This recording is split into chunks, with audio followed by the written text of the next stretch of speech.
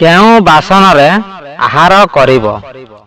ସ୍ୱର୍ଣ୍ଣ ବାସନରେ ଆହାର କଲେ ସ୍ୱାସ୍ଥ୍ୟ ବୁଦ୍ଧି ଓ ଜ୍ଞାନ ବୃଦ୍ଧି ହୁଏ। ରୂପା ବାସନରେ ଭୋଜନ କଲେ ମାନସିକ ଶକ୍ତି ବୃଦ୍ଧି ହୁଏ। ପିତ୍ତଳ ବାସନରେ ଭୋଜନ କଲେ ଶରୀର ସୌନ୍ଦର୍ଯ୍ୟ ବୃଦ୍ଧି ହୁଏ। କଂସା ବାସନରେ ଭୋଜନ କଲେ ବଳ ବୃଦ୍ଧି ଓ ଉପକାରୀ ଶକ୍ତି ଜାତ ହୁଏ।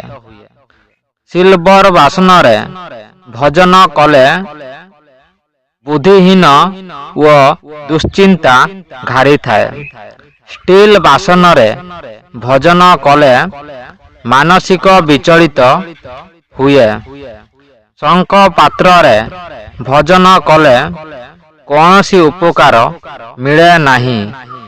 ପଥର ବାସନରେ ଭୋଜନ କଲେ ଶକ୍ତି ବୃଦ୍ଧି ଓ ଶାନ୍ତି ମିଳେ।